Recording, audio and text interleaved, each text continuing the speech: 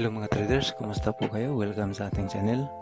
Sa video natin ngayon, alamin natin ang confirmation ng candle, no?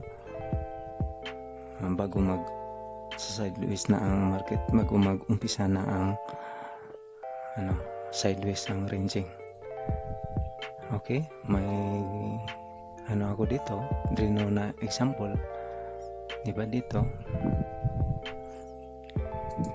Dito si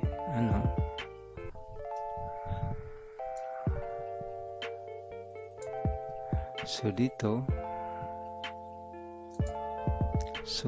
sellers or buyers, then sellers, buyers, then sellers. Okay? Then pag green candle dito,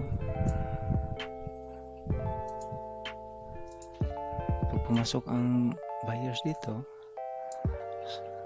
so meaning confirmation candle na ito na magsa-sideways na ang market. Okay, so dito din sellers, buyers, sellers, buyers, then pag pumasok ulit ang sellers dito, red candle dito, so confirmation na sideways na ang market, mag-umpisa na mag-sideways ang market. Ito yung confirmation candle. Okay, then so hanggang kailan natin malaman na tapos na ang mag-sideways ang market? So ang tanong dyan, hindi natin alam kung hanggang kailan mag-sideways ang market. Okay, kasi minsan 5 minutes, 3 minutes, 2 minutes, o 10 minutes, minsan isang oras o mahigit isang oras, di natin alam.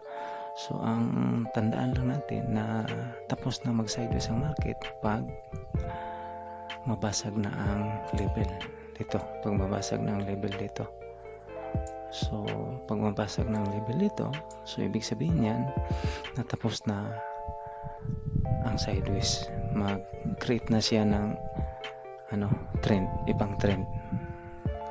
Okay, yun ang palatandaan natin na tapos na ang sideways pag mabasag na ang level. So dito, hanggat hindi pa mabasag ang level dito, so opportunity natin dito na pumasok kasi alam natin na sideways na. Okay, dito opportunity natin dito pag mag-close ang candle sa level, kahit pa ito, strong candle ganito, so opportunity natin ito na pumasok kasi alam natin na sideways na. Okay,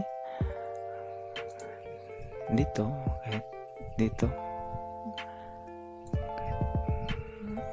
paka strong ang candle, basta mag-close sa level, so opportunity natin ito na pumasok kasi alam natin na sideways na ang market. Okay, kasi minsan pumasok ulit ang dyan, buyers, ganun, pumasok tapos pumasok agad ang sellers, diba? Masok, tapos mag-close dito, so opportunity natin dito na pumasok kasi alam natin na sideways ang market. Okay, so ang palatandaan natin pag mabasag na, so ang palatandaan natin na mabasag na ang level, na totoong mabasag ang level, ang galaw ng market. Okay, kailangan obserbahan natin ang galaw ng market. Okay, pag ganitong galaw ang market, alam natin na babasagin na ang level. Okay, minsan dyan, diba, ganun, dito nag-open dito, tapos biglang gamanon, nabasag. So, quick move o strong move. So, ibig sabihin yan na totoong breakout. Ito. Yung biglang ganun. Diba? Opening price, ganun. Pag sa opening, ganun, biglang gumanon. So, strong move. Diba? Biglang gumanon. So, quick move o strong move, pressure ng yung sellers. Ganun. Strong move. So, ibig sabihin yan, totoong breakout yan. Okay? Kasi minsan, may ganun din. Diba? Reject. Rejection. Rejection.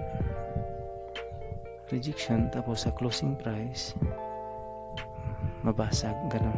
So, ibig sabihin yun, mostly, peak breakout. So, mostly dito, magre-reverse ang market. Peak breakout, mga ganong klaseng move. Mga ganon. Reject. Reject. Reject. Tapos sa closing, ganon. Nabasag. So, mostly magre-reverse ang market. Peak breakout. Pero pag biglang ganon, sa opening, strong move, diba? Biglang galaw, ganun. So, totoong breakout yan. Yun ang palatandaan natin na mabasag na ang level. So, sana may napulot kayong kunting aral sa video natin ngayon. Paki-like, share, and subscribe. And happy trading!